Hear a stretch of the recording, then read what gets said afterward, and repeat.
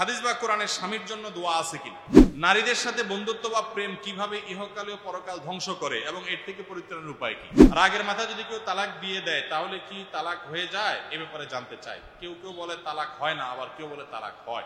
রব্বির হামহুমা কামা রব্বায়ানি সগীরা, এই দোয়া কি শুধু নামাজের পর পড়বো নাকি সব সময় পড়া যাবে? আল্লাহ তাআলা আদম আলাইহিস সালামকে মাটি থেকে তৈরি করেছেন আর হাওয়াকে তৈরি করেছেন আদম আলাইহিস সালামের পাঁজরের হাড় থেকে, কিন্তু হাওয়াকে মাটি থেকে কেন তৈরি করলেন না? বাংলাদেশে বেশ কিছুদিন থেকে অস্বাভাবিকভাবে আত্মহত্যা বেড়েছে বলে মনে হয়। আপনি এর কি কারণ বলে মনে করেন? মুআবিয়া রাদিয়াল্লাহু তাআলা আনহু এবং আলী রাদিয়াল্লাহু তাআলা আনহুর মাঝে দ্বন্দ্ব হয়, সেই সম্পর্কে আমাদের কি চুপ থাকা উচিত, না কে ভালো কে খারাপ এটা বিচার করা উচিত? আমি অনেক বড় মিথ্যার মধ্যে পড়ে গেছি। আমার পরিবার আমাকে যেমনটা ধারণা করে আছেন আমি তার পুরোটাই ভিন্ন। দিন যাচ্ছে আর মিথ্যার বোঝা ভারী হচ্ছে। আমি আমার সত্যটা বলতে চাই কিন্তু পারি না, কারণ তারা কষ্ট পাবে। এমত অবস্থা আমার কি করতে পারি? আচ্ছা হুজুর, কিয়ামতের আগে যে শীতল বাতাস আসবে তার ফলে যে মুমিনরা মারা যাবে, এটা কি শাহাদাতের মৃত্যু? হুজুর, একজন মুমিন যদি ইচ্ছা করে আল্লাহ আমাকে তুমি হাসরের ময়দানে নবী রাসূলদের এবং সাহাবীদের দেখাইও, এটা কি কবুল হবে? একজন মুসলিম যুবক হিসেবে জীবনে প্রোডাক্টিভিটি কিভাবে বাড়ানো যায়? আমি একটি গার্মেন্টস ফ্যাক্টরিতে চাকরি করি। সেখানে নারী পুরুষ সবাই একত্রে কাজ করে। সেখানে কোনো পর্দা নেই। কাজ করার সময় তাদের কাপড় অনেক সময় ঠিক থাকে না, আর ঊর্ধ্বতন কর্মকর্তারা গালিগালাজ করেন। এমত অবস্থায় গার্মেন্টস ফ্যাক্টরিতে আমার জন্য চাকরি করা জায়েজ হবে কিনা? আমরা জানি নুন সাকিন তানবিন অনুযায়ী পড়তে হয়, কিন্তু দেখা যায় অনেকে নুন সাকিন তানবিন ছাড়াই পড়ে। এটা ঠিক আছে কিনা? আমি একজন চাকরি প্রত্যাশী, সেক্ষেত্রে আমি কি ব্যাংকে চাকরি করতে পারবো? ইসলামী ব্যাংকে চাকরি করার বিধান কি, যেহেতু ইসলামে সুদ খাওয়া ও নেওয়া ও সাক্ষ্য দেওয়া একই বলা হয়েছে? সালাতের শেষে ইমাম সাহেবের সাথে মুনাজাতে বেশি জরুরি নাকি জিকির আজকার এবং তাসবিহ তাহলিল জরুরি? মানুষ মারা গেলে তার নামে কিছু দান সাদেকা করা ভালো নাকি 7 দিনে অথবা 40 দিনে লোকজন দাওয়াত দিয়ে খাওয়ানো ভালো, এটা জানাবেন। পুরুষ এবং মহিলাদের গার্মেন্টস বা এই জাতীয় ফ্যাক্টরিতে চাকরি করা জায়েজ আছে কিনা? কারণ গার্মেন্টস ভালো পোশাকের পাশাপাশি কিছু অশ্লীল পোশাকও তৈরি হয়, দয়া করে জানাবেন। আপনি সকাল সন্ধ্যার জিকিরের কথা প্রায় বলে থাকেন, আসলে সকাল সন্ধ্যার জিকির কিভাবে কখন করতে হবে নিয়মটা একটু জানান। আমি একটা রিলেশনে আছি প্রায় 2 বছর ধরে। আমি চাচ্ছি আমাদের রিলেশনটা হারাম থেকে হালাল করতে। পরিবারকে না জানিয়ে নিজেরা বিয়ে করব, পরের সময় হলে 2 পরিবারকে জানিয়ে বিয়ে করব। এ সম্পর্কে ইসলাম কি বলে? বর্তমানে আলেমদের মধ্যে অনেক দলমত, ঐক্য নাই, এতে সাধারণ মানুষ বিভ্রান্ত হচ্ছে। এ নিয়ে আপনার কি পদক্ষেপ নিচ্ছেন? কেক তো মূলত জন্মদিন বা বিবাহের অনুষ্ঠানে খাওয়ানো হয়। যদি কেউ কেকের ব্যবসা করতে চায় তাহলে তা বৈধ হবে কিনা? আমার বাবা বেঁচে থাকতে কিছু ঋণ করেছিলেন, অর্ধেক পরিশোধ করার পর স্ট্রোক করে মারা যান। আমি পরিশোধ করবার উদ্যোগ নিয়েছি। এখন কি ঋণ পরিশোধ করা পর্যন্ত আত্মা ঝুলে থাকবে কিনা? ভাইরা আমার, যদি কেউ ঋণ করেন, লোন করেন, আর লোন পরিশোধ করা ছাড়া মৃত্যুবরণ করেন, নবী করিম সাল্লাল্লাহু আলাইহি ওয়াসাল্লাম বলেছেন এই ব্যক্তির আত্মা, তার রূহ ঝুলন্ত থাকে। অর্থাৎ সে যদি জান্নাতি হওয়ার মতো ব্যক্তিও হয়, তার সে বিষয়টা ঝুলে থাকে ওই ঋণ পরিশোধের উপর। এবং হাদিসের আরো বিভিন্ন ব্যাখ্যা এবং সরা আছে। তো এই হাদিসের আলোকে আপনার বাবার ঋণ পরিশোধ করার আগ পর্যন্ত তার এই রূহ ঝুলে থাকার কথা, আল্লাহ রাব্বুল আলামিন যদি তার প্রতি অন্য কোনো আমলের কারণে সন্তুষ্ট হয়ে তাকে মাফ করে দিয়ে তারটা এক্সেপশনাল করেন, সেটা ভিন্ন বিষয় হতে পারে। বাট এই পরিস্থিতি সকল ঋণগ্রস্ত মানুষের হওয়ার কথা। এখন কথা হলো, কেউ ঋণগ্রস্ত হয়ে গেছেন, তিনি আদায় করতে কোনো কার্পণ্য করেন নাই, চেষ্টা ত্রুটি করেন নাই, কিন্তু করতে পারেন নাই, বেচারা তার সাধ্যের বাইরে চলে গেছে। তো এই ব্যক্তির এই অবস্থা হবে কিনা? উত্তর হলো, সে যদি নিরুপায় হয়, তার কিছু করার না থাকে, ফেঁসে গিয়ে থাকে, কেউ তাকে ফাঁসায় দিয়ে থাকে, এরকম পরিস্থিতি হয়, আল্লাহ রাব্বুল আলামিন আরহামুর রাহিমিন, তিনি কারো প্রতি জুলুম করেন না, নিশ্চয়ই আল্লাহ রাব্বুল আলামিন তার প্রতি রহম করবেন। কিন্তু আপনার চেষ্টা কতটুকু হয়েছে সেটা দেখার বিষয়। দেখেন, আমার কাছে অনেকে কাগজ দেয়, ভাই ঋণ পরিশোধের জন্য আমল শিখাই দেন। তো আমি আগে সহজ সরল মনে আমল শিখা দিতাম, ভাই দোয়া আছে, দোয়া আছে। এখন আমি ভিন্ন একটা আমল বলবো আপনাদেরকে। আমল হলো, ঋণ পরিশোধের আমল হলো জমি জমা ঘর ভিটা যা আছে এগুলো সব বিক্রি করে ঋণ পরিশোধ করতে হবে। এটা হলো ঋণ পরিশোধের আমল।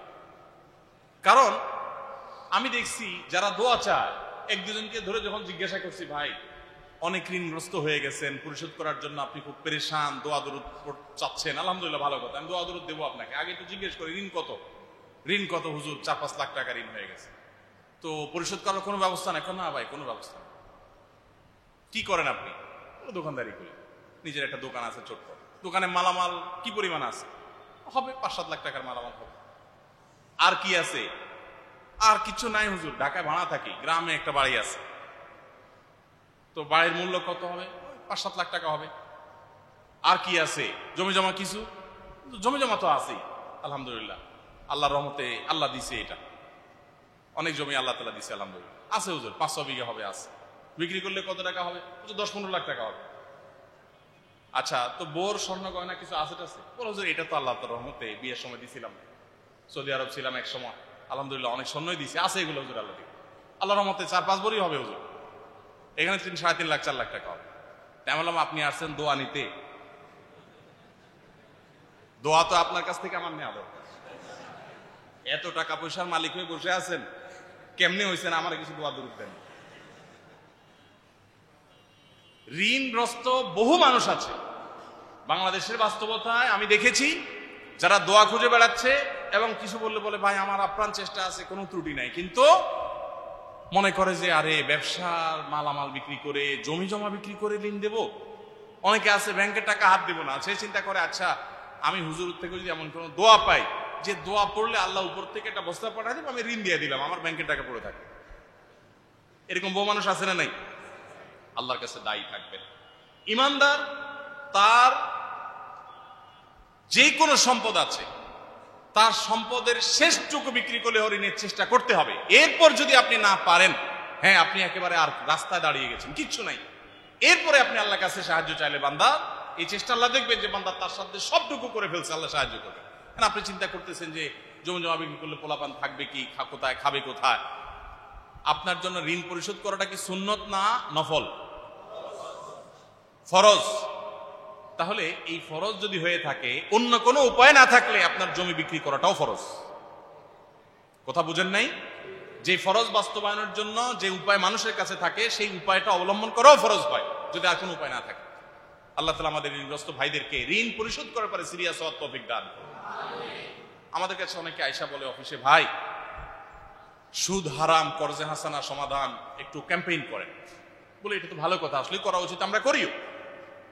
কিন্তু মুশকিল হলো যখনই বলি ভাই ঋণ পরিশোধ, ঋণ দেওয়া সওয়াবের কাজ, কোন কোন হাদিসে আছে দান করার চাইতেও ঋণ দিলে বেশি সওয়াব হয়। এটা আবার কেমনে, সেটা আরেক প্রশ্ন। যে দান করলাম তো একসাথে দিয়ে দিলাম, ঋণ দিয়ে তো আবার নেব, এখানে সওয়াব বেশি হয় কিভাবে? এর মানে হলো কোন কোন ক্ষেত্রে আপনি একজনকে 10 টাকা দান করলেন, তো যাকে 10 টাকা দান করলেন তারে 10 টাকা না দিলেও তেমন কোনো অসুবিধা তার হবে না, কিন্তু আরেকজনের 10 টাকা ঋণ দরকার, ওইটা দিলে তার অনেক উপকার হয়ে যাবে। তাহলে এই ঋণটা এই দানের চাইতে উত্তম।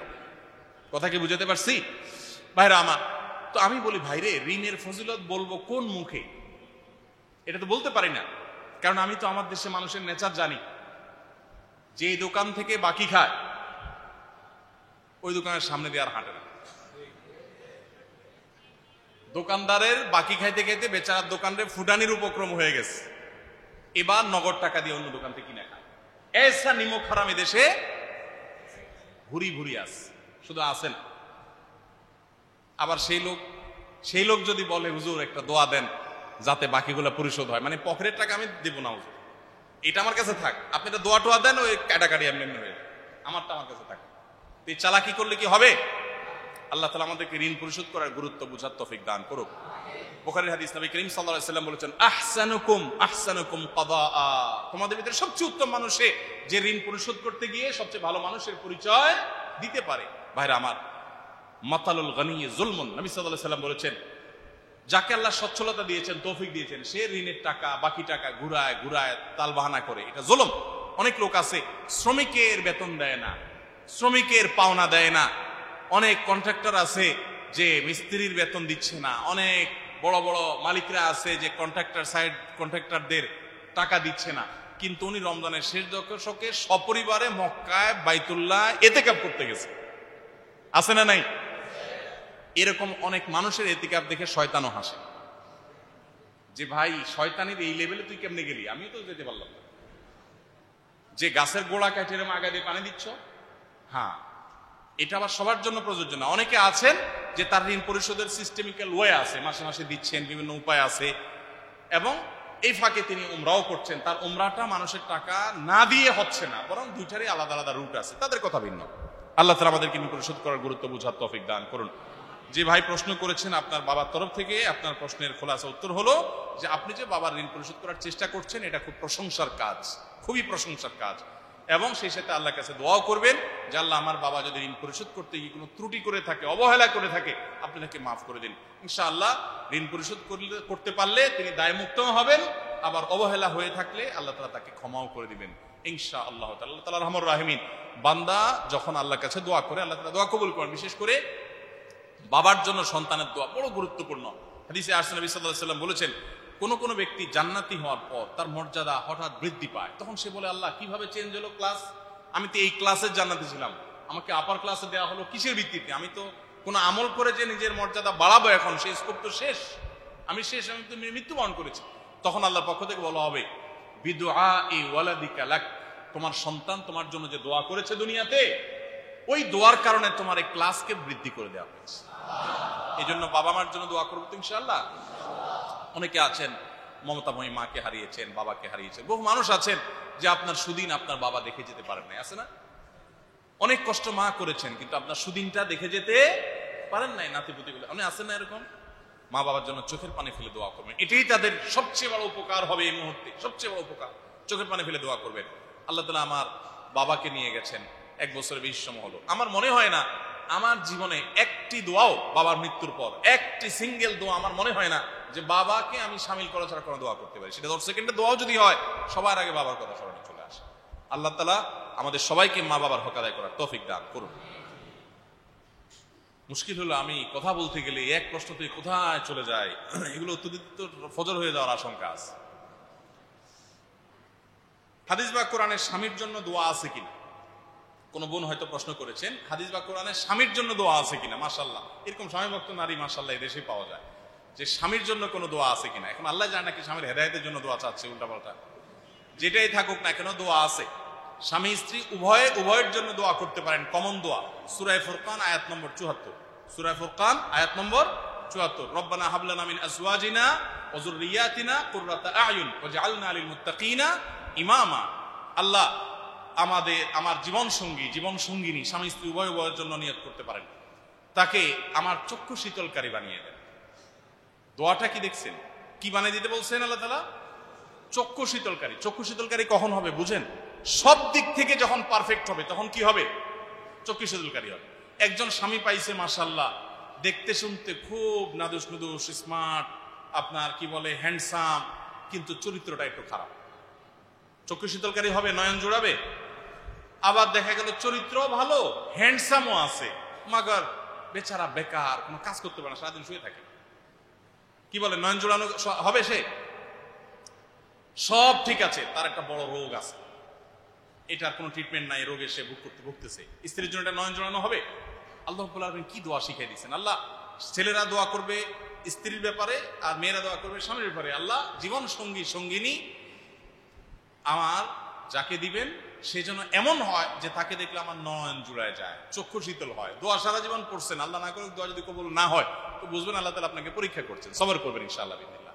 আমার ছাত্র জীবন থেকে যখন এই আয়াতের সাথে পরিচিত হয়েছি তখন থেকে আমার মনে পড়ে যে কোনো দিন এই দোয়া পড়া বাদ রাখতাম না, কন্টিনিউয়াসলি পড়তে থাকছি। আলহামদুলিল্লাহ দোয়ার ফলও পাইছি, আল্লাহ শুকর।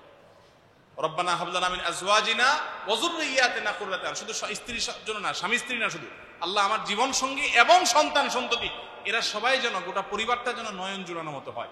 অনেক বাপ মা সন্তান পায় ভালো বলতে আখলাক চরিত্র ভালো কিন্তু বেকার, আরেকজনের কাজ বেকার না, বেশ বড় চাকরিজীবী কিন্তু অমানুষ, আরেকজন ভালো পাইছে সব দিক থেকে কিন্তু সে ওই যে বললাম রোগা বা বিকলাঙ্গ বা প্রতিবন্ধী, কোন দিক থেকে ত্রুটি আছে, তাহলে এটা কখনো তার নয়ন জোড়ানো সন্তান হবে না। এই দোয়াটা এত মানে ব্যাপক অর্থবোধক দোয়া, এত জামে দোয়া যে এই একটা দোয়াতে পুরো পরিবারের জন্য সবচেয়ে বেশি জিনিস আপনি চেয়ে ফেলতে পারেন। এই জন্য দোয়া বেশি করবেন, রব্বানা হাব লানা মিন আজওয়াজিনা ওয়া যুররিয়াতিনা কুররাতা আ'য়ুন ওয়াজআলনা লিল মুত্তাকিনা। শেষের অংশ অর্থ আরো চমকপ্রদ, আল্লাহ আমাদের পুরো পরিবারকে আপনি মুত্তাকিদের লিডার বানায় দেন। শুধু মুত্তাকি চাই না, মুত্তাকিদের নেতা বানায় দেন। সুবহানাল্লাহ। এই দোয়াটা অর্থ সহকারে বুঝে আমরা করবো, আল্লাহ আমাদের তৌফিক দান করুন। নারীদের সাথে বন্ধুত্ব বা প্রেম কিভাবে ইহকালে ও পরকাল ধ্বংস করে এবং এর থেকে পরিত্রাণের উপায় কি? নারীদের সাথে বন্ধুত্ব বা প্রেম, এটা কোন বন্ধুত্ব?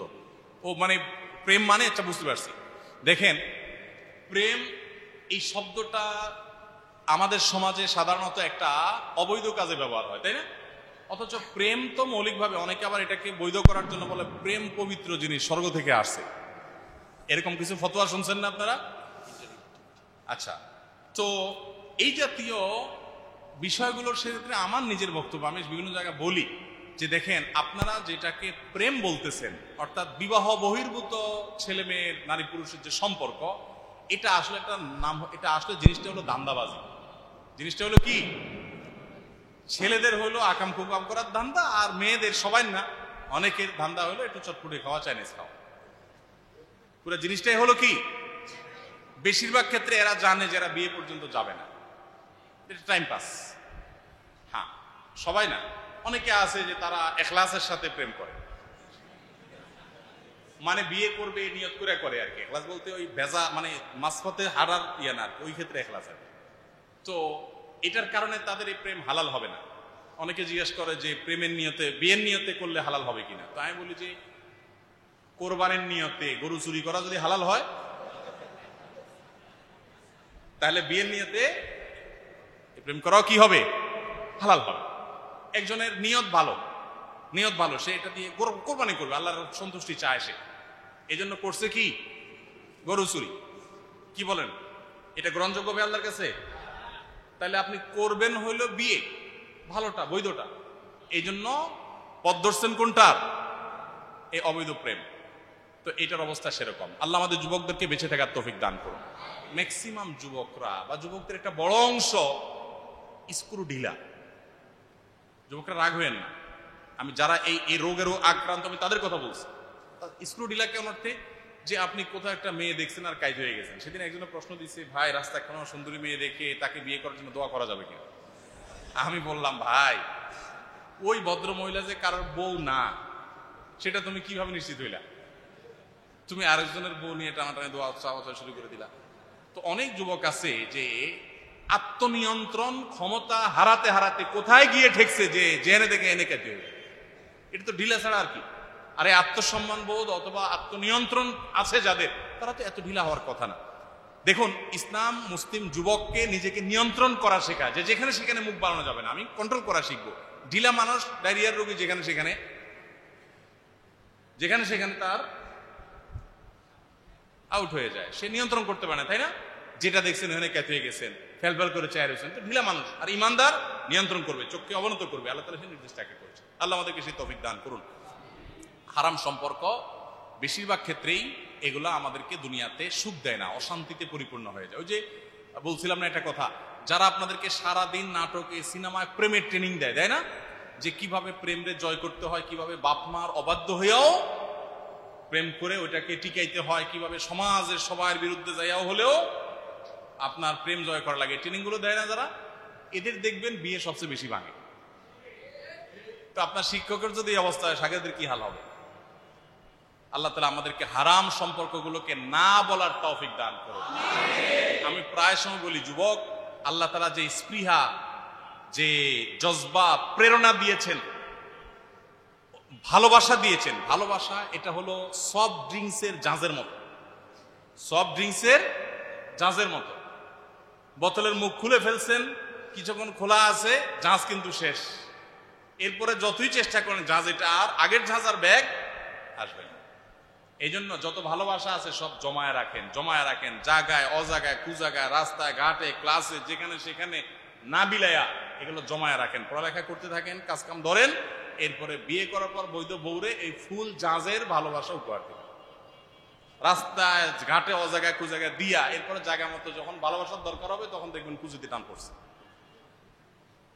সত্য কথা, অনেক মানুষ আছে এই আকাম কুকাম করতে করতে, এদের ম্যাক্সিমামে দেখবেন পরবর্তীতে বিয়ে শাদী করে, মানে সেরকম কোনো আন্তরিকতাপূর্ণ সম্পর্ক তৈরি হয় না।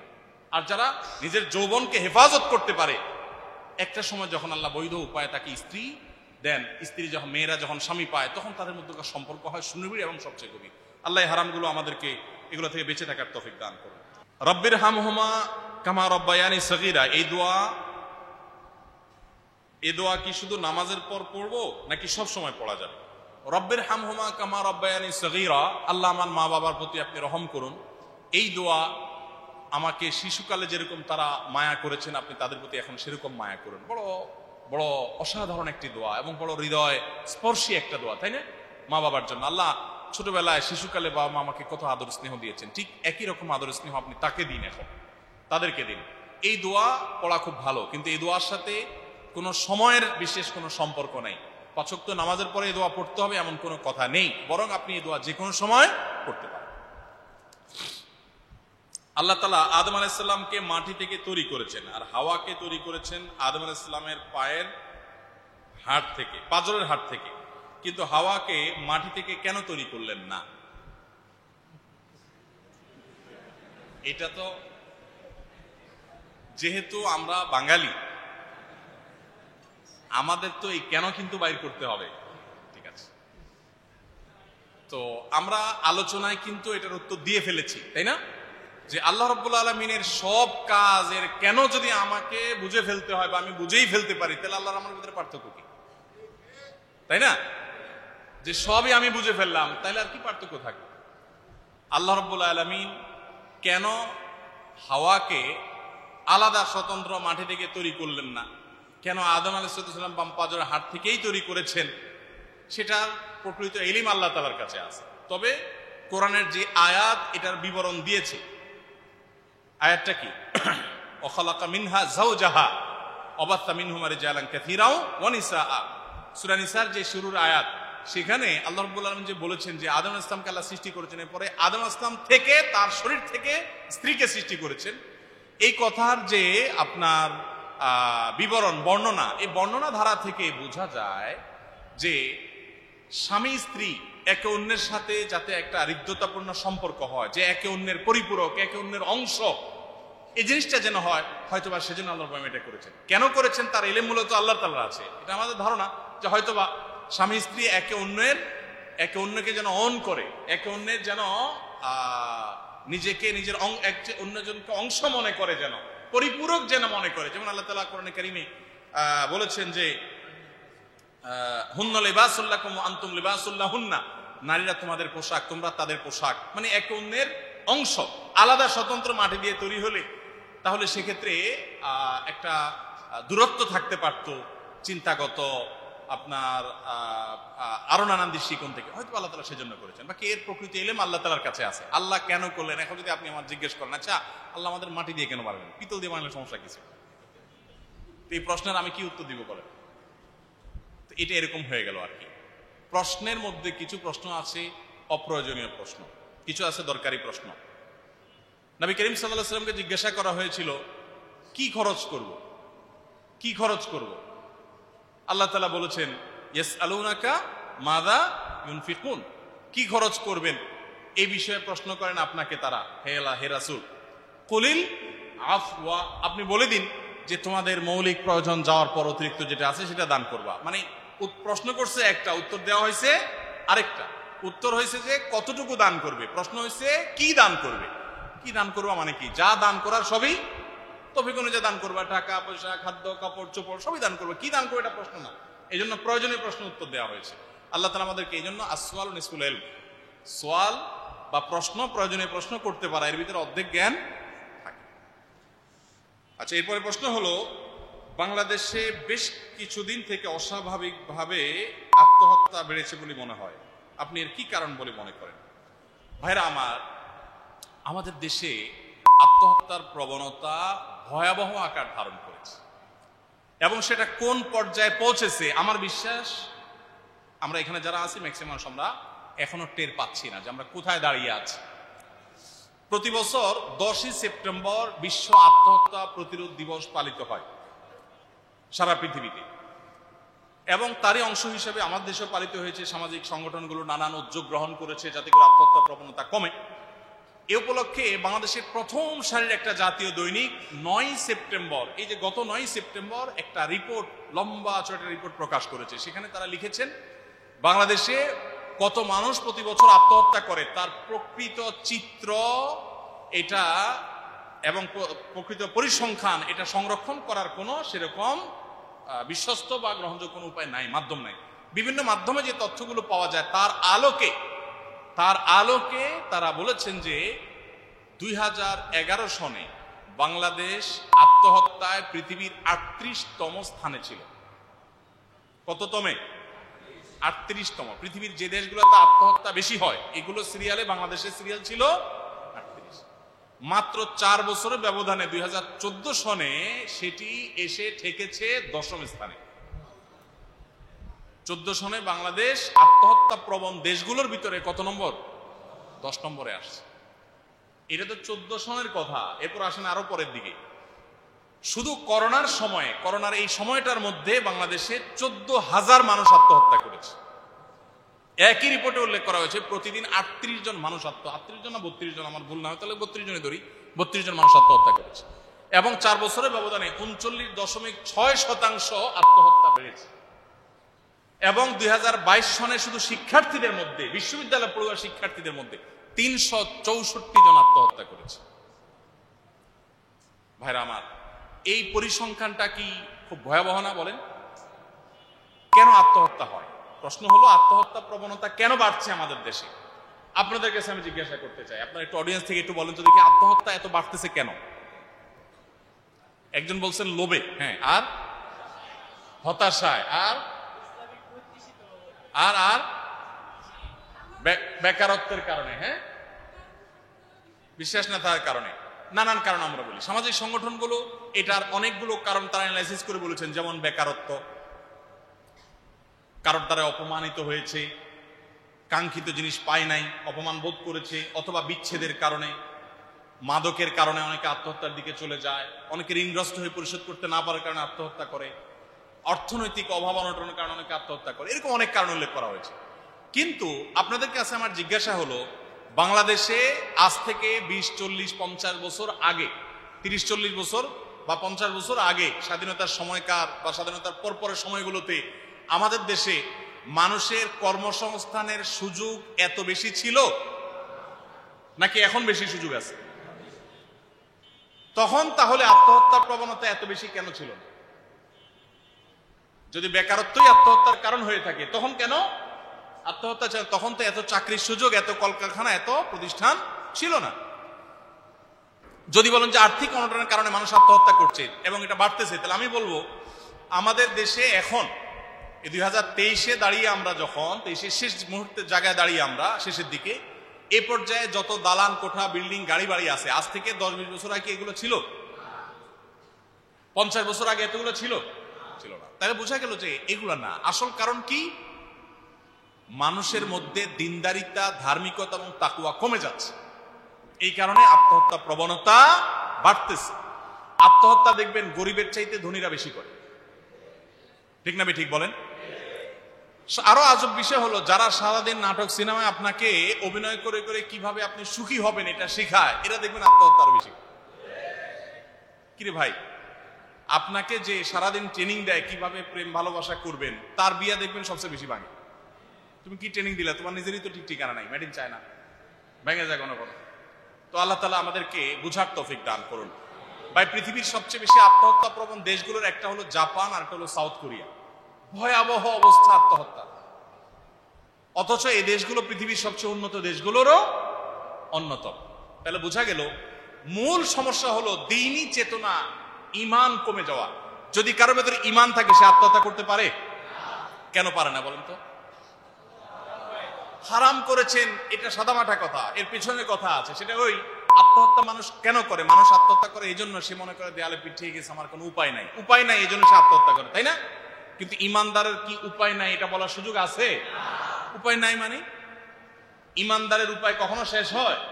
সব উপায় বন্ধ হয়ে যায়। আল্লাহর দরজা খোলা থাকে কি থাকে না? এজন্য ইমানদারকে আল্লাহ তাআলা বলেছেন, ওয়ালা ইয়াইআস মির রাহিল্লাহি ইল্লাল কওমুল কাফিরুন। কাফের ছাড়া কেউ আল্লাহর রহমত থেকে নিরাশ হওয়ার সুযোগ। ইমানদার জানে আল্লাহ তাআলা কাদির, সবকিছু করতে সক্ষম। আমি এখন অপমানিত হয়েছি, আমার এই অপমানকে আল্লাহ রাব্বুল আলামিন সম্মানে পরিবর্তন করে দিতে পারেন 2-4 বছরের ব্যবধানের মধ্যে। অতএব আমি সহ্য করে সে সময়ের অপেক্ষা করি। ইমানদার সে বিশ্বাস রাখবে কি রাখবে না? এই জন্য ইমানদার কখনো আত্মহত্যা করতে পারে না। নবী করিম সাল্লাল্লাহু আলাইহি ওয়াসাল্লাম আত্মহত্যাকারী ব্যক্তির জানাজা পড়তেন না। আচ্ছা, অসুবিধা নেই, হয়ে গেছে, যা হয়েছে সমস্যা। নবী করিম সাল্লাল্লাহু আলাইহি সাল্লাম আত্মহত্যাকারী ব্যক্তির জানাজা পড়তেন না, অন্যদেরকে দিয়ে পড়াতেন। তো আমাদেরকে আল্লাহ তাআলা এই ভয়াবহ থেকে, পরিস্থিতি থেকে বেঁচে থাকার তৌফিক দান করুন। এরপরে প্রশ্ন হলো, মুআবিয়া রাদিয়াল্লাহু তাআলা আনহু এবং আলী রাদিয়াল্লাহু তাআলা আনহুর মাঝে দ্বন্দ্ব হয়, সেই সম্পর্কে আমাদের কি চুপ থাকা উচিত, না কে ভালো কে খারাপ এটা বিচার করা উচিত? সাহাবীদের মধ্যকার যে সমস্ত মতপার্থক্য দেখা দিয়েছে, একজন মুসলমান হিসাবে সে বিষয়ে কাউকে দোষারোপ করা থেকে আমাদের বিরত থাকা উচিত। সাহাবীদের ব্যাপারে নবী করিম সাল্লাল্লাহু আলাইহি সাল্লামের পরিষ্কার বক্তব্য আছে, লা তাসুব্বু আসহাবি, তোমরা আমার সাহাবীদের সমালোচনা গালমন্দ করবে না। এবং তিনি এও বলেছেন, তোমরা কেউ যদি উহুদ পাহাড় পরিমাণ স্বর্ণ দান করো, তো সাহাবীরা সামান্য এক মুদ বা তারও কম পরিমাণ দান করলে আল্লাহর রাস্তায়, তোমাদের দানের চাইতে তাদের দানের সওয়াব বেশি হবে, বিকজ তাদের ঈমানের মিটার অনেক স্ট্রং ছিল, অনেক উপরে হাই ছিল, মজবুত ছিল। এজন্য একজন ঈমানদার হিসেবে আমরা সাহাবীদের সমালোচনা করা আমাদের জন্য জায়েজ নাই। আহলে সুন্নাত জামাতের আকীদাই এটা, যে সাহাবীদের গালমন্দ করা, তাদের নিন্দামন্দ করার কোনো অধিকার আমাদের নাই। আমরা ইতিহাসের অংশ হিসাবে, পাঠ হিসাবে আমরা জানতে পারি কি ঘটেছে না ঘটেছে, কিন্তু কাউকে দোষারোপ করবো না। কারণ সাহাবীদের একটা বৈশিষ্ট্য হলো, দেখেন কোরআনে কারিমে আল্লাহ তাআলা তাদেরকে সার্টিফিকেট দিয়েছেন যে তারাহুম রুকআন সুজদান ইয়াবতাগুনা ফাদলাম মিনাল্লাহি ওয়া রিদওয়ানা, সাহাবীদেরকে দেখবা রুকুতে সিজদায় তারা আল্লাহর সন্তুষ্টি চায়। কি চায়? আল্লাহর সন্তুষ্টি চায়। তো আল্লাহ তাআলা তাদের ইখলাসের সার্টিফিকেট দিয়েছেন। অতএব উদ্দেশ্য যদি ভালো হয়, বুঝের বেশকমের কারণে মত পার্থক্য হয়, আল্লাহর কাছে এর জন্য কি হয় না, গুনাহগার মানুষ হয় না। বিধায় সাহাবীদেরকে আমরা ব্লেম করার কোনো অধিকার বা রাইট আমাদের নাই। আল্লাহ আমাদের বোঝার তৌফিক দান করুন। আমি নিয়মিত যে মসজিদে নামাজ আদায় করি, সেই মসজিদে 1 কাঠা জমি দান করেন এক ব্যক্তি, বাকি 2 কাঠা জমি সাধারণ মুসল্লিরা টাকায় ক্রয়কৃত জমি, যার কাছ থেকে জমি ক্রয় করা হয়েছে, ও যিনি 1 কাঠা দান করেছেন তার কাছ থেকে আরো 2 কাঠা জমি ক্রয় করেছেন সব মুসল্লিরা মিলে, কিন্তু তিনি ওয়াকফ করে দিয়ে মোতাওয়াল্লি হয়ে অত্র মসজিদ পরিচালনা করে আসছিলেন। এমত অবস্থায় মুসল্লিরা জায়গা না হওয়ায় 2 কাঠা জমি দান করেছেন, ওই ওয়াকফ করা জমিতে সাধারণ মুসল্লিদের টাকা ক্রয়কৃত জমি 2 কাঠা, আচ্ছা 1 কাঠা দান করেছেন আর 2 কাঠা মুসল্লিরা কিনেছেন, ওইটাতে নামাজ পড়ে চলে আসতেছে। এমত অবস্থায় মুসল্লিদের জায়গা না হয় আরো 5 কাঠা জমি মুসল্লিদের টাকায় ক্রয় করা হয়। সাধারণ মুসল্লিরা চাইছেন অত্র প্রতিষ্ঠানের নামে সাব কবলা করতে, কিন্তু মোতাওয়াল্লি সাহেব দিতে চাচ্ছেন না, তিনি বলছেন ওয়াকফ করে দিবেন। এটা কতটা সঠিক জানাবেন? মোতাওয়াল্লি সাহেবের ওয়াকফ করার কোনো রাইট নেই, কোনো অধিকার নেই। ওয়াকফ করা মানে দান করা। ওয়াকফ মানে কি? এখন আপনি 1 কাঠা জমি দান করেছেন, ভালো কথা, আল্লাহর কাছে সওয়াব পাবেন। আরো 5 কাঠা জমি যদি মুসল্লিরা সবাই মিলে টাকা তুলে কিনে, দাম কম হোক বেশি হোক সেটা পরের কথা, কিন্তু টাকা যদি পরিশোধ করে থাকে তাহলে তো মুসল্লিরা টাকা দিয়ে জমিটা কিনেছেন। এখন আপনি যদি ওয়াকফ করেন, এর মানে হলো আপনার 1 কাঠা আর 5 কাঠা সবগুলো আপনি দান করলেন। আসলে তো আপনি দান করেন, এটা মিথ্যা কথা, কথা বুঝেন নাই? আপনি দান করেছেন 1 কাঠা, কিন্তু লেখাচ্ছেন আপনি 1 কাঠা ওয়াকফ করছেন, সেটা আপনি লিখতে পারেন, কিন্তু আপনি পুরো জমি 8 কাঠা পুরাটা, 5 কাঠা আর 3 কাঠা, 8 কাঠা সবটুকুর আমি ওয়াকফকারী, এটা যদি আপনি লেখেন তাহলে লেখাটা মিথ্যা কথা হয়, কারণ আপনি তো পুরোটা দান করেন নাই, টাকা নিয়েছেন। এজন্য এইরকম যদি হয় তাহলে সেক্ষেত্রে অবশ্যই এই অসততা করা জায়েজ হবে না। আমরা অনেক সময় এই সমস্ত ক্ষেত্রগুলোতে বড় ধরনের ভুল করে ফেলি। আল্লাহ তাআলা আমাদেরকে ইসলাহ এবং সংশোধন হওয়ার তৌফিক দান করুন। আমি অনেক বড় মিথ্যার মধ্যে পড়ে গেছি, আমার পরিবার আমাকে যেমনটা ধারণা করে আছেন আমি তার পুরোটাই ভিন্ন। দিন যাচ্ছে আর মিথ্যার বোঝা ভারী হচ্ছে। আমি আমার সত্যটা বলতে চাই কিন্তু পারি না, কারণ তারা কষ্ট পাবে। এমত অবস্থা আমার কি করতে পারি? মিথ্যা মুসলমানের জন্য কোনো অবস্থাতেই জায়েজ নাই। মুসলমানের জন্য মিথ্যা বলার সুযোগ কখনো নাই, কোনো অবস্থাতেই নাই। সর্বাবস্থায় মুসলমানকে সত্য কথা বলতে হবে। as-sidqu yunji wal kadhibu yuhlik, মিথ্যা মানুষকে রক্ষা করে আর সত্য মানুষকে রক্ষা করে আর মিথ্যা মানুষকে ধ্বংস করে। এই জন্য নবী করিম সাল্লাল্লাহু আলাইহি ওয়াসাল্লাম বুখারীর হাদিসে বলেছেন যে সত্য কথা বলতে বলতে একটা মানুষ আল্লাহর কাছে সত্যবাদী হিসেবে তার নাম উঠে যায়, আর মিথ্যা কথা বলতে বলতে কিছু মানুষের নাম মিথ্যাবাদী হিসেবে উঠে যায়। আপনার যত কষ্ট হোক আপনাকে সত্য বলতে হবে, যাই হয় হবে, মনোকষ্ট পায়, যুদ্ধ হোক, অনেক সমস্যা হোক, আপনি মিথ্যা বলবেন না। বিধায় সৎসাহস থাকা উচিত। আমি প্রশ্নকর্তা ভাইকে বলবো, বিজ্ঞ কোনো আলেম, কোনো মসজিদের ইমাম সাহেবের সাথে ব্যক্তিগতভাবে সাক্ষাৎ করে মূল ইস্যুটা কি, কিভাবে উত্তরণের পথ আপনি খুঁজে পেতে পারেন, পরামর্শ করে নেবেন। ইনশাল্লাহ আশা করি ভালো কোনো একটা উপায় পাবেন। আচ্ছা হুজুর, কিয়ামতের আগে যে শীতল বাতাস আসবে তার ফলে যে মোমেনরা মারা যাবে, এটা কি শাহাদাতের মৃত্যু? দেখুন, ইমানদার অবস্থায় আকস্মিক কোনো বিপদে আপদে ঝড়ে তুফানে মারা গেলে নবী করিম সাল্লাল্লাহু আলাইহি সাল্লাম সেগুলোকে শাহাদাতের মৃত্যু হিসেবে উল্লেখ করেছেন। কিছু আকস্মিক মৃত্যু, যেমন মাটি চাপা, কোনো দেয়াল চাপা, যে কোনো কিছু চাপা পড়ে, গায়ে নিচে চাপা পড়ে, অথবা আগুনে পড়ে, কিংবা পানিতে ডুবে যদি কেউ মারা যায়, এই জাতীয় মৃত্যুগুলোকে, পেটের পীড়ায় মারা যায়, এই জাতীয় মৃত্যুগুলোকে নবী সাল্লাল্লাহু আলাইহি ওয়াসাল্লাম শাহাদাতের মৃত্যু বলেছেন। তো এরকম প্রাকৃতিক কোনো ইয়েতে পড়ে যদি মানুষ মারা যান আর ইমানদার থাকেন, এমনিতে হুকমান শহীদ হওয়ার কথা। এর মধ্যে আবার আল্লাহ রাব্বুল আলামিন ইমানদার হওয়ার কারণে তাদেরকে তুলে নিয়ে বাকিদেরকে দিয়ে দুনিয়ার পরে কিয়ামত প্রতিষ্ঠা করবেন, মহাপ্রলয় প্রতিষ্ঠা করবেন। অতএব তাদের শাহাদাতের মর্যাদা পাওয়ার কথা। ওয়াল ইলমু ইনদাল্লাহ। হুজুর, একজন মুমিন যদি ইচ্ছা করে, আল্লাহ আমাকে তুমি হাসরের ময়দানে নবী রাসূলদের এবং সাহাবীদের দেখাইও, এটা কি কবুল হবে? মাশাআল্লাহ, কত সুন্দর তামান্না যে আমার এক ভাই, তিনি চাচ্ছেন কিয়ামতের ময়দানে নবী রাসূলদের সাথে তার সাক্ষাৎ যেন হয়, এই দোয়া করতে। এই দোয়া করা যাবে কিনা? অবশ্যই করা যাবে, কেন করা যাবে না? শুধু এই দোয়া করবেন কেন, দোয়া একটু বাড়ায় করবেন। একটা দোয়া করবেন, এই আল্লাহ তুমি আমাকে তোমার হাবিবের সাথে জান্নাতে থাকার তৌফিক দান করো। এই সুযোগ আছে না নাই? নবী করিম সাল্লাল্লাহু আলাইহি ওয়াসাল্লাম বলেছেন, আনা ওয়া কাফিলুল ইয়াতীমি কাহাতাইনি, আমি আর কোন এতিম বাচ্চার অভিভাবকত্ব, স্পন্সরশিপ যে নিবে, যে ব্যক্তি কোনো এতিম বাচ্চার দায়িত্ব নিয়ে ভরণ পোষণ, পড়া লেখা সবকিছু নিজের ছেলের মতো করে দিবে, কিন্তু বাপ ডাক শোনার জন্য না। আমার দেশে অনেকে এতিমরে লালন পালন করে, ধান্দা হলো কি, নিজের বাচ্চা কাচ্চা হয় না, তার একটা বাপ ডাক শুনবো, ওই ধান্দায় না। আমার কোনো সে নাই, তার মা তার সকল উপার্জন ভোগ করবে, আমি শুধু পড়াই দিলাম, খাওয়াই দিলাম, জামা কাপড় দিলাম, শুধু আল্লাহ খুশি করার জন্য। এটা যদি কেউ করে, নবী সাল্লাল্লাহু আলাইহি ওয়াসাল্লাম বলেছেন, আনা ওয়া হুয়া কাহাতাইনি, আমি আর সেই দুই আঙ্গুলের মতো, এই দুই আঙ্গুল যেরকম পাশাপাশি, জান্নাতে সেরকম কাছাকাছি থাকবে। এরকম 6-7টা আমল আছে, যে 6-7টা আমলের কারণে জান্নাতে নবী সাল্লাল্লাহু আলাইহি ওয়াসাল্লামের কাছে থাকা যাবে। এক সাহাবী বলছে, ইয়া রাসূলুল্লাহ, আমি আপনার সাথে জান্নাতে থাকতে চাই। ও তিনি না বলেছে, নবী করিম সাল্লাল্লাহু আলাইহি ওয়াসাল্লাম বলেছেন, একটা কিছু চাও আমার কাছে, এটা বিশেষ উপলক্ষে দোয়া, কিছু একটা চাও। তো বলছে, ইয়া আল্লাহর রাসূল, আপনার সাথে আমি জান্নাতে থাকতে চাই। সাহাবীরা চাইলেও বড়টা চাইতেন, আমরা হইলে কি বলতাম আল্লাহ জানে কি বলতাম। বেকার যুবকরা বলতো, আল্লাহ হে রাসূল, আপনি আল্লাহর কাছে দোয়া করে দেন, আমার একটা চাকরি হইলেই চলবে, বেশি না 50,000 টাকা স্যালারি হইলে চলবে। আমরা এইসব চিন্তা করতাম, তাই না? সাহাবীরা কিন্তু খুব বেশি টাকা পয়সার দিক থেকে আমাদের মতো এত পয়সাওয়ালা ছিলেন না, তাই না? অথচ আল্লাহর কাছে চাইছেন সবচেয়ে বড়টা, যে আল্লাহ রাসূল জান্নাতে আপনার সাথে থাকতে চাই। মানে এতে তো জান্নাতের নিশ্চয়তা তো হলো, নবীর সাথে থাকাটাও হয়ে গেল। কত বড় চাওয়া!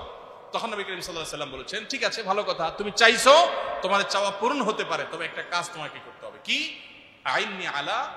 আইননি বিকাসরাতি সুজুদ, তুমি আমাকে বেশি বেশি সিজদা দিয়ে, বেশি বেশি নামাজ পড়ে সাহায্য করো, তাহলে তোমাকে আমি কাছে রাখতে পারবো। তো অনেক আমল আছে, আপনি শুধু দোয়া করবেন না, নবী রাসূলদের সাথে সাক্ষাৎ তো হবে এবং নবীজি সাল্লাল্লাহু আলাইহি ওয়াসাল্লামের সাথে থাকবেন, এই আমলগুলো বেশি বেশি করবেন। অনলাইনে আমাদের একটা ভিডিও আছে, যে আমলগুলোর দ্বারা নবী সাল্লাল্লাহু আলাইহি ওয়াসাল্লামের সাথে জান্নাতে থাকার সুযোগ আছে।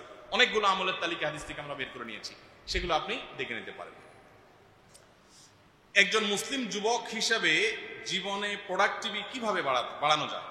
খুব দরকারি প্রশ্ন। আলহামদুলিল্লাহ, মুসলিম যুবকদের প্রোডাক্টিভিটি বাড়ানোর চেষ্টা, চিন্তা করা উচিত, যেটাকে জীবনের বারাকা বলা হয়, বরকত। দেখেন, প্রোডাক্টিভিটি যদি বাড়াতে চান, সময়ের অপচয় রোধ করতে হবে, অপচয় বন্ধ করতে হবে। সবচেয়ে বেশি এখন সময়ের অপচয় হয় কিসে? মাশাআল্লাহ, সবাই মুত্তাফাকুন আলাইহি, সবাই একমত যে এই মোবাইল ফোনে সবচেয়ে বেশি সময়ের অপচয় হয়। আপনার জীবনে যদি আপনি প্রোডাক্টিভিটি বাড়াতে চান, এই মোবাইল ফোনের গলা চিপে ধরতে না পারলে জীবনেও আপনার দ্বারায় বড় কিছু ঘটানো সম্ভব। ভাইরা আমার, যারা জীবনে বড় কিছু করে, তারা এই জাতীয় কোনো কিছুর নেশায় আসক্ত হয়ে বুঁদ হয়ে থাকতে পারে না, থাকে না।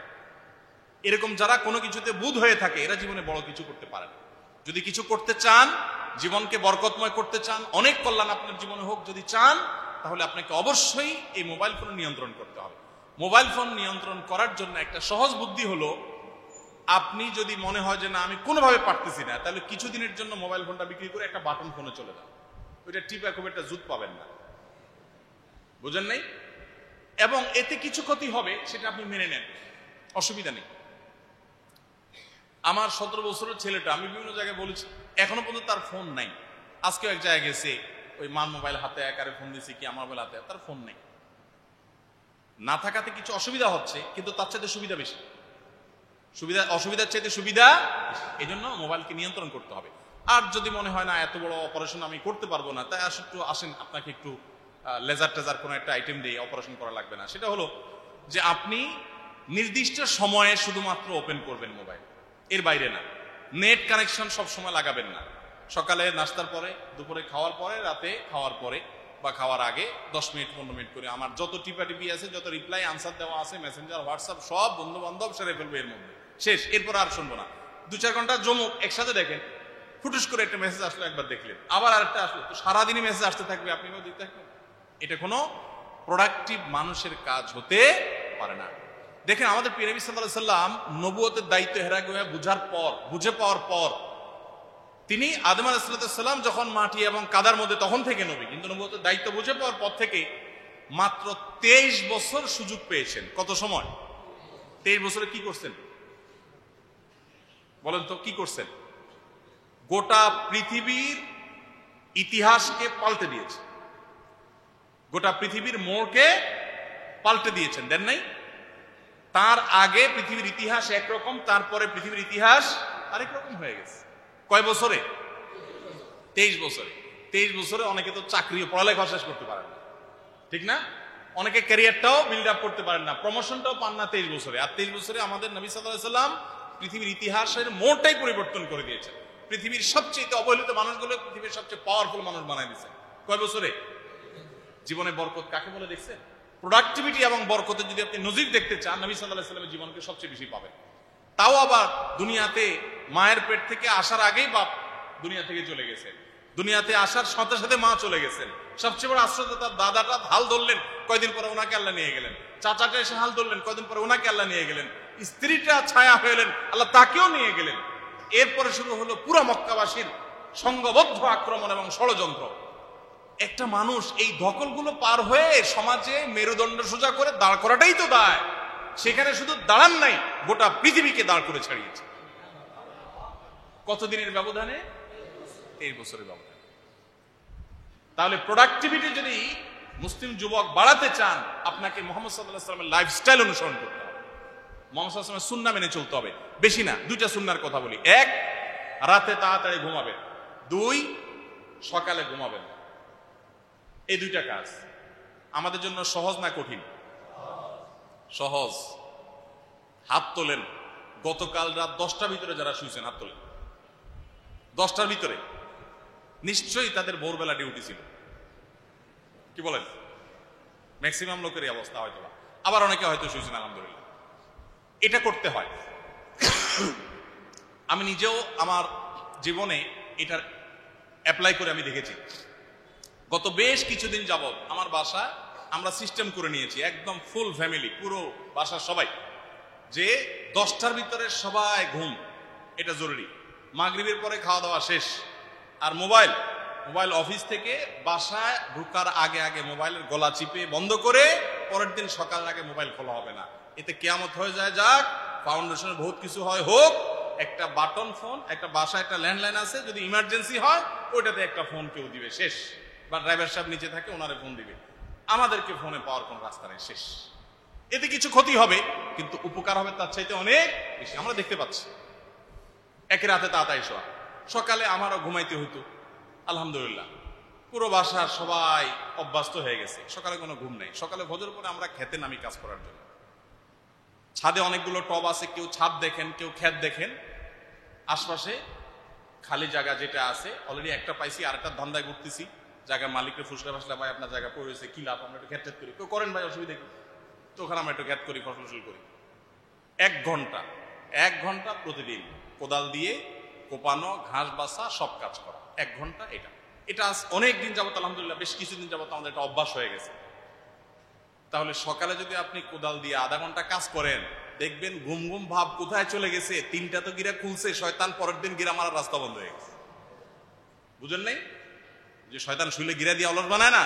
অলসতা কোথায় পালা গেছে দেখবেন, টেরও পাবেন না। এই জন্য প্রোডাক্টিভিটি বাড়ানোর জন্য নাম্বার 1, স্মার্টফোন নিয়ন্ত্রণ করা শিখতে হবে। যেই যুবক ডাইরেক্ট হয়ে গেছে, ডাইরেক্ট বুঝেন, ঢিলা আর কি, বেশিরভাগ যুবক পোলাপান এখন ঢিলা, অবাক লাগে আমার কাছে।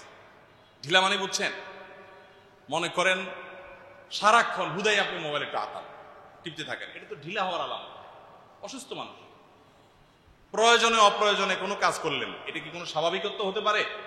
আপনার প্রয়োজন থাকলে করেন, সারাদিন টিপতেছেন, টিপতে টিপতে এবং টানতে টানতে, আমার তো মনে হয় অনুবীক্ষণ যন্ত্র দিয়ে যদি দেখা যায় আঙ্গুলের এই মাথাটা ক্ষয় হয়ে গেছে শুধুমাত্র এই গ্লাসে ডলতে। এবং এটা সিস্টেমটা এরকম যে ফেসবুক ইউটিউব আপনি টানবেন, আপনার কখনো লেখা আসবে না দা এন্ড, আসবে কি আসবে, নেট যদি একটু দুর্বল থাকে আইসা ঘুরবে, মানে তুমি একটু অপেক্ষা করো, তোমাকে আরো জাহান্নামে নামাচ্ছি আমি, আরো নিচে নামতে পারবো যদি খারাপ দিকে থাকে না। তো যাই হোক, এই জন্য মোবাইল ফোনের ব্যবহার নিয়ন্ত্রণ করতে না পারলে কিছু করতে পারবেন না। আমি এক বড় ব্যবসায়ী, বাংলাদেশের একবারে প্রথম সারির, একদম 1, 2, 3 মধ্যে পড়বে, এরকম একজন ব্যবসায়ীর সাথে যে কোনো একটা স্বার্থ সংশ্লিষ্ট বিষয়ে দেখা করতে গেছে। তো আমাকে যিনি নিয়ে গেছেন উনি পরিচয় করতে বলছে, ভাই ওনাকে চিনেন, উনি তো ফেসবুক ইউটিউবে সব জায়গায় মার্শাল্লাহ অনেক দাওয়াতি কাজ করেন, সবাই চিনে টেনে এসে। তো অতুল বলে, না আমি চিনি না, দেখি।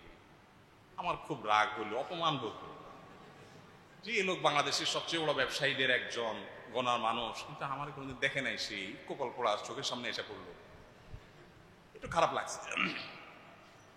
তো প্রসঙ্গত ভদ্রলোক মানুষ সাথে সাথে আবার ব্যাখ্যা দিলেন, আসলে আমার ফেসবুক ইউটিউব কিছু না, এটাই তো, এগুলো আমি জানি না কোথায় কি আছে না আছে।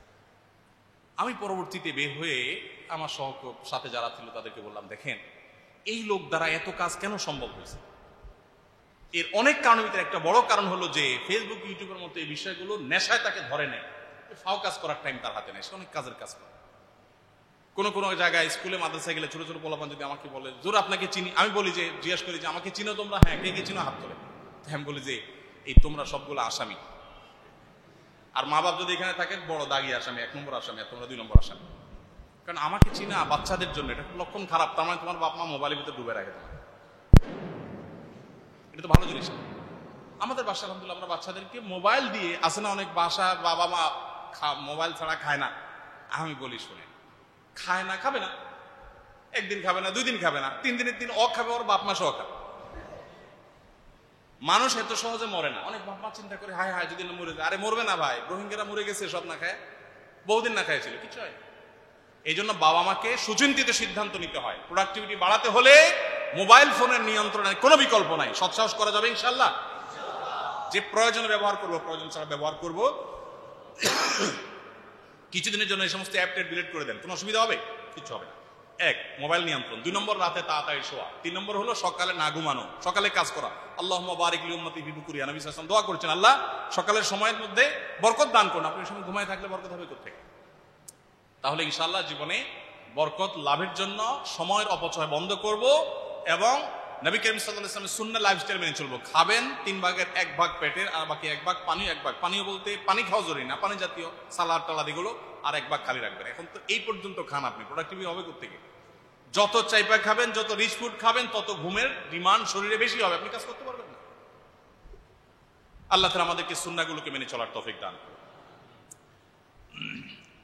আমার নাম মোহাম্মদ আমিরুল ইসলাম। আমার প্রশ্ন হলো, আমি একটি গার্মেন্টস ফ্যাক্টরিতে চাকরি করি, সেখানে নারী পুরুষ সবাই একত্রে কাজ করে, সেখানে কোনো পর্দা নেই। কাজ করার সময় তাদের কাপড় অনেক সময় ঠিক থাকে না, আর ঊর্ধ্বতন কর্মকর্তারা গালিগালাজ করেন। এমত অবস্থায় গার্মেন্টস ফ্যাক্টরিতে আমার জন্য চাকরি করা জায়েজ হবে কিনা? ফ্যাক্টরিতে চাকরি করা জায়েজ হবে কিনা? জি, দেখুন, যদি এরকম হয় যে নারী পুরুষ একই সাথে কাজ করতে হয়, আপনি যদি নিজের দৃষ্টিকে সংযত করে, অবনত রেখে, হেফাজত করে কাজ করতে পারেন, তো আপনার জন্য জায়েজ হবে। আর যদি আপনার মনে হয় যে না, সেই পরিবেশে যাওয়ার কারণে আমার চরিত্র নষ্ট হয়ে যাওয়ার আশঙ্কা অনেক বেশি বা যাচ্ছে অলরেডি, তাহলে অবশ্যই আপনার নিজের প্রতি নিজের এতটুকু নিয়ন্ত্রণ যদি না থাকে, তাহলে আপনার বিকল্প কোনো পথ খোঁজা দরকার। কিন্তু যেখানে গেলে আমার কিছু উপার্জন হবে, সাথে আমার চরিত্রটাও শেষ হয়ে যাবে, আমার সংসারটা ধ্বংস হয়ে যাবে, আমার ইমানটা নষ্ট হবে, আমলটা নষ্ট হবে, সেটা অবশ্যই আপনার জন্য কি হবে না? জায়েজ না। আমরা জানি নুন সাকিন তানবিন অনুযায়ী পড়তে হয়, কিন্তু দেখা যায় অনেকে নুন সাকিন তানবিন ছাড়াই পড়ে। এটা ঠিক আছে কিনা? নুন সাকিন তানবিন ছাড়া যদি পড়েন, এর কারণে তাজবিদের দিক থেকে কোরআন তেলাওয়াত আল্লাহ বলেছেন ওয়ারাতিল কোরআন তারতিলা, সুন্দর করে সর্বোত্তমভাবে কোরআন পড়তে বলছেন, সেটা হয় না। এর কারণে একটু মানটা নিচে নেমে গেল, কিন্তু এর কারণে অর্থ পরিবর্তন হবে, গুনাহ হবে, সেই লেভেলের সমস্যা না। এটা সমস্যা, কিন্তু খুব জটিল পর্যায়ের সমস্যা যে অর্থই চেঞ্জ হবে এরকম না। তবে এটা সমস্যা, এটা ভুল। আমি একজন চাকরি প্রত্যাশী, সেক্ষেত্রে আমি কি ব্যাংকে চাকরি করতে পারবো? ইসলামী ব্যাংকে চাকরি করার বিধান কি? যেহেতু ইসলামে সুদ খাওয়া ও নেওয়া ও সাক্ষ্য দেওয়া একই বলা হয়েছে। জি ভাই, সুদী প্রতিষ্ঠানে চাকরি করা হারাম। আপনি সুদের কারবারের সাথে যে কোনো ভাবে সম্পৃক্ত হলে সেটা হারাম হবে। নবী করিম সাল্লাল্লাহু আলাইহি ওয়াসাল্লাম বলেছেন লাআনাল্লাহু আকিলার রিবা ওয়া মুকিলাহু ওয়া কাতিবাইহি ওয়া কাতিবাহু ওয়া শাহিদাইহি। সুদ খায়, সুদ দেয়, সুদ লেখে, সুদের সাক্ষী হয়, সুদের সাথে জড়িত, হিসাব সংরক্ষণ করে, সবাই প্রতি আল্লাহ তাআলা লানত বর্ষিত হয়। গোটা পৃথিবীটা সুদের উপর দাঁড়িয়ে আছে। এখন এই সুদরে শুধুমাত্র ফতোয়া দিতে আমি হারাম বলে ফেলতে পারবো না, তবে এতটুকু বলি এটা জায়েজ নাই, এটার ভিতরে কল্যাণ নাই, এটা নিশ্চিত ধ্বংস ডেকে আনবে। অন্য কোনো অপরাধ দেখেন, অন্য কোনো অপরাধের জন্য এত ভয়াবহ কথা বলা হয় নাই। আল্লাহ কোরআনে বলেছেন ফাআযানু বিহারবিন মিনাল্লাহি ওয়া রাসূলি। জিনা করলে বলা হয় না যে আল্লাহর বিরুদ্ধে যুদ্ধের জন্য তৈরি হয়, সেটাও হারাম কাজ। কিন্তু সুদের কারবার করলে বলা হয়েছে আল্লাহর বিরুদ্ধে যুদ্ধের জন্য প্রস্তুত হওয়া, খুব ভয়াবহ একটা বিষয়, কিন্তু অবলীলে আমরা করতেছি। এখন কত ইসলামী ব্যাংকিং এর সাথে জড়িত হলে হারাম হবে কিনা, এর উত্তর হলো যে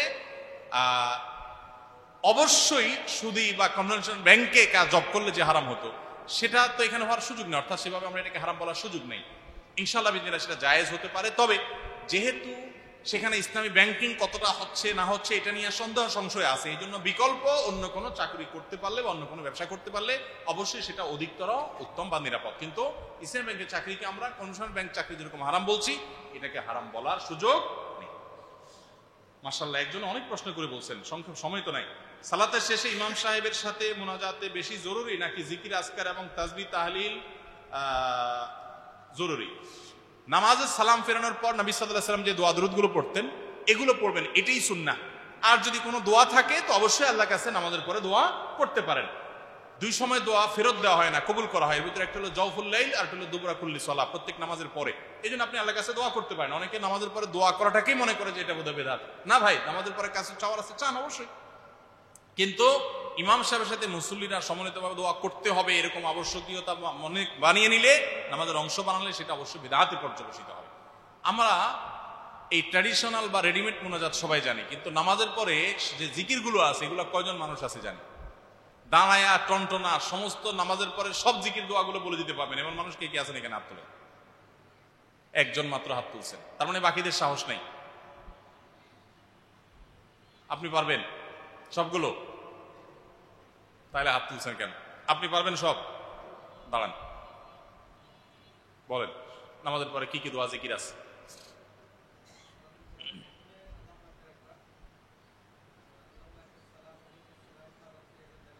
আস্তাগফিরুল্লাহ 3 বার ছিল, বাদ পড়ছে। হ্যাঁ, আল্লাহুম্মা আইন্নি আলা যিকরিকা ওয়া শুকরিকা ওয়া হুসনি ইবাদাতিকা একবার। হ্যাঁ, ঠিক আছে।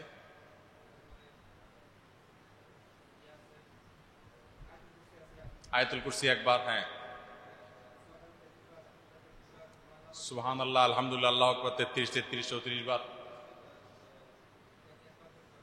জি, কোন কোন বর্ণনায় 33 33 এবং 33 আর শেষের বার লা ইলাহা ইল্লাল্লাহু ওয়াহদাহু লা শারীকা লাহু দিয়ে 100 বার পূরণ করা, এটাও একটা ওয়াইদা আছে। চলেন, হ্যাঁ, এরপর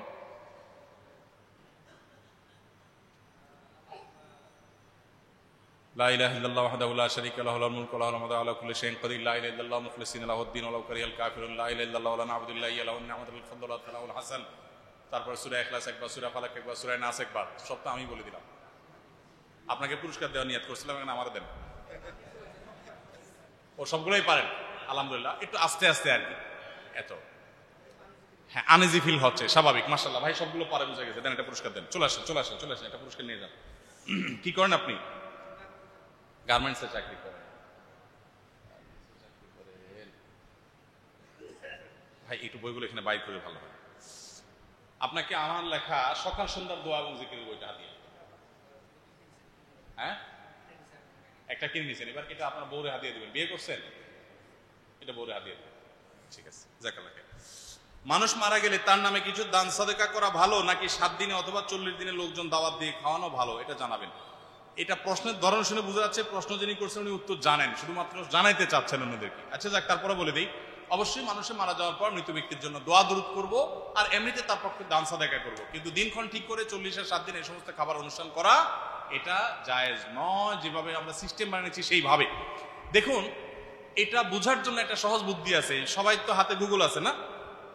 আপনারা এই মাসআলাটা বোঝার জন্য গুগলে গিয়ে বাংলায় শ্রাদ্ধ লিখবেন, তালিব বছর রফালা আকার দয় পিঠে বড় ধ, শ্রাদ্ধ। এরপরে এই শ্রাদ্ধর ডেফিনিশন কি এটা একটু জানবেন, তখন আপনার পুরো ক্লিয়ার হয়ে যাবে। হিন্দু ধর্ম মতে মানুষ মারা যাওয়ার পরে নির্দিষ্ট দিনে বা কিছুদিন পর আত্মীয় স্বজনকে যদি সবাইকে না খাওয়ানো হয়, ওই লোকটাকে নাকি তারা মনে করে স্বর্গে সোনা দানা খাইতে দেয়, খাওয়ান দেয় না। এই জন্য তারা ওই আত্মীয় স্বজনের হাত ধোয়ায়। তো ওখান থেকে মুসলমানদের এটা চলে আসছে। মনে রাখবেন, ইসলাম বলে কোনো মানুষ যদি মারা যায় ওই ব্যক্তির আত্মীয় স্বজনকে এলাকাবাসী খাওয়াবে, এটা হলো সুন্নত। এখন আমাদের দেশে খাওয়ায় ঠিকই, 2-3 দিন একটু একটু খাওয়াবে, একটু পাঠাবে, একবেলা পাঠাবে, এরপরে শুধু আসলে একসাথে গরু জবাই করে খায়। বোঝেন নাই কথা? এগুলো জায়েজ না, এগুলো জায়েজ না। আল্লাহ আমাদের সুন্নাহটাকে বুঝার তৌফিক দান করুন। তবে হ্যাঁ, আপনি অবশ্যই মৃত ব্যক্তির তরফ থেকে টাকা পয়সা যখন দান করতে, খাদ্য দান করতে পারেন, সেটা ভিন্ন বিষয়। কিন্তু 40 3 দিন আর 7 দিন এগুলোর সাথে এই মৃত ব্যক্তিকে সওয়াব পৌঁছানোর কোনো সম্পর্ক নেই। পুরুষ এবং মহিলাদের গার্মেন্টস বা এই জাতীয় ফ্যাক্টরিতে চাকরি করা জায়েজ আছে কিনা, কারণ গার্মেন্টস ভালো পোশাকের পাশাপাশি কিছু অশ্লীল পোশাকও তৈরি হয়, দয়া করে জানাবেন। যদি বেশিরভাগই ভালো পোশাক তৈরি হয়, 2-4টা অশ্লীল আইটেম বা প্রোডাক্ট আসে, এর কারণে আপনার পুরো চাকরি হারাম হয়ে যাবে না, কারণ এটা তো সম্পূর্ণ আপনার নিয়ন্ত্রণেও না। আর যদি এমন হয় যে ওই প্রোডাক্টটার কাজ আপনি অ্যাভয়েড করে অন্য কোনো সেক্টরের কাজ নিতে পারেন ফোরম্যান বা বসদের সাথে আলাপ করে, তাহলে তো আলহামদুলিল্লাহ আরো সেভ হয়ে গেলেন। বাকি এটার কারণে আপনার পুরো চাকরি বা পুরো এখানে ইনকাম করার সবটাই হারাম হবে, ব্যাপারটা সেরকম না। আপনি সব করছেন ভালো কাজ, নর্মাল কাজ, একটা হয়তো করেছেন, অশ্লীল কিছু করেছেন। আবার অশ্লীল জিনিস যদিও বেশিরভাগ ক্ষেত্রে হারাম জায়গায় ব্যবহার হয়, কিন্তু এগুলো বৈধ খাতে ব্যবহারের সুযোগ হতে পারে, স্বামী স্ত্রী একান্তে তারা ব্যবহার করবে, এরকম কোনো সম্ভাবনা থাকতে পারে। তো যদি এমন হয় যে সেখানে হয় সব এই জাতীয়, তাহলে সেক্ষেত্রে ডেফিনেটলি আপনি আপনার চাকরির জায়গা পরিবর্তন করবেন। আপনি সকাল সন্ধ্যার জিকিরের কথা প্রায় বলে থাকেন, আসলে সকাল সন্ধ্যার জিকির কিভাবে কখন করতে হবে নিয়মটা একটু জানান। নিয়মটা এই বইয়ে লেখা আছে শুরুতে। আপনি সকালের দোয়াগুলো শবে সাদিক থেকে শুরু করতে পারেন, ফজর ওয়াক্ত হওয়ার পর থেকে শুরু করতে পারেন, ফজর ওয়াক্তের পরে সূর্য ওঠার পরেও পড়তে পারেন। আবার সন্ধ্যার জিকিরগুলো আসরের পর থেকে বিকাল থেকে নিয়ে আপনি মাগরিবের পর এশা পর্যন্ত পড়তে পারেন। ফুল টাইমের ভিতরে পড়লেই সকাল সন্ধ্যা দোয়া পড়া যাবে ইনশাআল্লাহ। একই ধরনের প্রশ্ন আরেকটা এক যুবক করছেন, আমি একটা রিলেশনে আছি প্রায় 2 বছর ধরে, আমি চাচ্ছি আমাদের রিলেশনটা হারাম থেকে হালাল করতে, পরিবারকে না জানিয়ে নিজেরা বিয়ে করব, পরের সময় হলে 2 পরিবারকে জানিয়ে বিয়ে করব, এ সম্পর্কে ইসলাম কি বলে? এই জাতীয় সম্পর্ককে হালাল করতে চাচ্ছেন, এই তো একদিক থেকে তো প্রশংসার যোগ্য যে হারাম সম্পর্ক না করে বিয়ে করতে চাচ্ছেন, আলহামদুলিল্লাহ, এটা তো প্রশংসাযোগ্য উদ্যোগ। কিন্তু আপনার সবচেয়ে বড় গুরুত্বপূর্ণ বিষয় হলো যে যদি উভয়ের মধ্যে বিবাহ করা সম্ভব না হয়, বাবা মা রাজি না, এখনো সেই বয়স হয় নাই, তাহলে দুজনের 2 রাস্তা ধরেন, যা আমরা অপেক্ষা করি, কারোর সাথে কারোর কোনো যোগাযোগ হবে না, যদি নসিবে থাকে হবে, আর না হলে নাই, 2 রাস্তা ধরেন। এই জাতীয় ইস্যুগুলোতে আপনার পরিবার কেন রাজি না, আপনার জন্য আদৌ এই বিয়ে সাস্টেইন হবে নাকি টাইম পাস করার জন্য শয়তান আপনাকে এই প্ররোচনায় ফেলতেছে, কদিন পরে আবার ভাগা দিবেন, এই বিষয়গুলো আসলে ইন্ডিভিজুয়াল কেস কোনো দক্ষ আলেম ইমাম সাহেবের সাথে বসে আলোচনা করে আপনার পুরো পারিবারিক অবস্থা, আপনার নিজস্ব অবস্থা বলে তারপর পরামর্শ নেবেন। আমি এখানে যদি আপনাকে বলে দিই নির্দিষ্ট করে, সেটা ভুলও হতে পারে, কারণ আপনার অবস্থার উপরে ভেরি করবে যে আপনার আসলে কোন পথে যাওয়া উচিত। তবে হ্যাঁ, আপনি হারাম থেকে বেঁচে আসতে চাচ্ছেন, এটাকে অবশ্যই সাধুবাদ জানাই। কিভাবে আসবেন, পন্থা কি অবলম্বন করবেন, সেটা হুজুরের কাছে আসেন। অনেকে বলে যে বিচার মানে তাল গাছ আমার, হুজুর যাই বলেন না বলেন, আমি মেয়ের বিয়ে করবো, আগে সেই কথা বলেন, বইয়া পড়াই দেন আপনি, এরপর অন্য যা বলেন, সেটা হইলে হবে না। প্রয়োজনে আমি ত্যাগ করার মতো মানসিকতা থাকতে হবে। আল্লাহর জন্যই যদি আপনি হালাল সম্পর্কে আসার জন্য মাসালা জিজ্ঞাসা করেন, তো সে আল্লাহর জন্য দরকার হলে ত্যাগও করা লাগতে পারে। আল্লাহ আমাদের তৌফিক দান করুন, হিম্মত দান করুন। বর্তমানে আলেমদের মধ্যে অনেক দলমত, ঐক্য নাই, এতে সাধারণ মানুষ বিভ্রান্ত হচ্ছে, এ নিয়ে আপনার কি পদক্ষেপ নিচ্ছেন? আমরা পদক্ষেপ নিয়ে আর কে রে ভাই? ডক্টর আব্দুল্লাহ জাহাঙ্গীর রহমতুল্লাহ আলাইহি বলেছিলেন যে উম্মতের মধ্যে যে বিশাল মত পার্থক্য, দ্বন্দ্ব, ভুল বোঝাবুঝি, নানান গ্রুপিং আছে, এগুলোকে এক করবার মতো ওই রকম ক্যাপাবল আমি না, ওই রকম শক্তি সামর্থ্য, এত পাওয়ার আমার নাই যে আমি সবাই এক করে ফেলবো, এত ক্ষমতা আমার নাই, এত প্রভাব আমার নাই। তবে একটা জিনিস আমার আছে, সেটা কি, যাতে আমার দ্বারা কোনো মত পার্থক্য না বাড়ে সেই চেষ্টাটা আমি করি। এই জন্য স্যার রহমতুল্লাহ আলাইহি কখনো তার কোনো বক্তব্য লেখনী দ্বারা উম্মতের মধ্যে ফাটল সৃষ্টি হয়, বিভেদ সৃষ্টি, এরকম কিছু করতেন না। আলহামদুলিল্লাহ, স্যারের অনুসরণে তার থেকে শিক্ষা নিয়ে আমরাও চেষ্টা করি যে আমাদের কোনো কথা দ্বারায় উম্মতের ভিতরে কোনো ফাটল যেন তৈরি না হয়। কোনো কথা প্রয়োজনে না বললাম, চুপচাপ রাখলাম, কিন্তু এটা বলতে গিয়ে যদি উম্মতের মধ্যে ভুল বুঝাবুঝি তৈরি হয় বা ফাটল তৈরি হয়, তো সেটার চাইতেও চুপ থাকাটাই শ্রেয়। উম্মতের ঐক্যটা এত গুরুত্বপূর্ণ যে ঐক্য ধরে রাখার প্রয়োজনে অনেক কিছুতে স্যাক্রিফাইস এবং ছাড় দিতে হয়, দেওয়ার নির্দেশ ইসলাম আমাদেরকে দিয়েছে। সেটা আমরা অনেকেই বুঝি না। আপনারা যারা সাধারণ মানুষ আছেন, আপনাদেরকে আমি বলি, আব্দুল্লাহ জাহির রহমতুল্লাহ আরেকটা কথা স্যার বলতেন, শুনেন, আমরা হুজুররা গন্ডগোল ফাসাদ করবো, ওনার একটা দল থাকবে, আমার একটা গ্রুপ থাকবে, উনি এক মতের, আমি আরেক মতের, আমার কিছু গ্রুপ আছে, ওনার কিছু গ্রুপ আছে, আমাদের লাগালাগি হবে। আপনারা সাধারণ মানুষ অযথা আমাদের একজনের ভক্ত হয়ে আরেকজনের গোষ্ঠী উদ্ধার, ওনার ভক্ত হয়ে আমার গোষ্ঠী উদ্ধার, এই কামটা করে আপনাদের সর্বনাশ আপনারা করেন। তার মানে আমরা অনেক সাধারণ মানুষ আছে, দেখেন যে এক হুজুরের ভক্ত আরেক হুজুরের 14 গোষ্ঠী উদ্ধার করতেছে এবং গালিগালাজ করে বিরাট অশেষ নেকি হাসিল করতেছে। আছে না অনেক? ভরা ফেসবুকে। লজ্জা লাগে আমার, ছবিতে প্রোফাইল পিকচারে দেখা যায় দাড়ি টুপি আছে, কিন্তু এমন এমন শব্দ ব্যবহার করতেছে মন্তব্যের ঘরে গিয়া ভিন্ন মতের মানুষদের উপরে। আল্লাহ তাআলা আমাদেরকে মুসলমান হওয়ার তৌফিক দান করুন। মুসলমান এত ফালতু চিন্তা হয় না। ওনার যদি ভুল কিছু বলে থাকে, সুন্দর ভাষা পারলে প্রতিবাদ করলাম, আর না পারলে চুপ থাকলাম। মন্দ ভাষা ব্যবহার করার সুযোগ আছে? আল্লাহ তাআলা আমাদেরকে হেদায়েত দেন। আমরা সেই চেষ্টাটা করি যাতে করে মত পার্থক্য কমিয়ে আনা যায়, ঐক্য প্রয়াসটা আমরা চালাই। এই কেক তো মূলত জন্মদিন বা বিবাহের অনুষ্ঠানে খাওয়ানো হয়। যদি কেউ কেকের ব্যবসা করতে চায় তাহলে তা বৈধ হবে কিনা? কেক জন্মদিন ছাড়াও তো আরো কেক হয় না? আপনি কেকের ব্যবসা করাতে কোনো অসুবিধা নাই, এটা কোনো হারাম জিনিস না।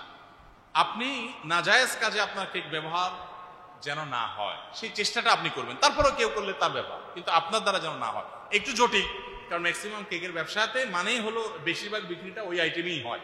তো আপনি হিম্মত করে চেষ্টা করবেন যে আমি আইটেম বিক্রি করি না। অনলাইনে আমি নিজে অনেক সময় বাসার জন্য কেকটা কিনলে অর্ডার করি, এমন অনেক বোনদের অনলাইনে দেখি কাজ করে, তারা অনলাইনে শুধুমাত্র জেনারেল কেক, আনন্দ বা এই জাতীয় সাধারণ খাওয়া দাওয়ার জন্য, ওই হারাম বা ইসলাম বিরোধী কোনো কাজের জন্য ব্যবহার তারা করেন না, বানান না। আলহামদুলিল্লাহ, ওইরকম একটা গ্রুপ অফ অডিয়েন্স তৈরি হয়ে গেছে কাস্টমারদের মধ্যে, ওইটা দিয়ে তার ব্যবসা চলে, সেই চেষ্টা আপনি করবেন। রাগের মাথায় যদি কেউ তালাক দিয়ে দেয় তাহলে কি তালাক হয়ে যায়, এ ব্যাপারে জানতে চাই। কেউ কেউ বলে তালাক হয় না, আবার কেউ বলে তালাক হয়। আমি কোন জায়গায় যেন গেলাম, যাই দেখলাম বিরাট সাইনবোর্ড প্রশাসন থেকে লাগানো হয়েছে, সেখানে লেখা আছে রাগের মাথায় তালাক দিলে তালাক হয় না। এই ফতোয়া দিছে প্রশাসনে কোনো একজন ভাই বা কেউ একজন। তো এটা দেখে আমার খুব হাসি পাইছে এই জন্য যে, আচ্ছা আপনাদের এই এলাকায় তালাক কি স্বামী স্ত্রী প্রেম ভালোবাসায় চরম পর্যায়ে যখন পৌঁছে যায়, এই প্রেমের চোটে কি বলে দেয় তালাক দিয়ে দিছি? কি বলে? প্রেমের চোটে কেউ তালাক দেয়? তালাক তো দেয় রাগ উঠে। তো রাগের মাথায় তালাক দিলে যদি তালাক না হয় তাহলে কোনো তালাকই তো হবে না। বুঝেন নাই?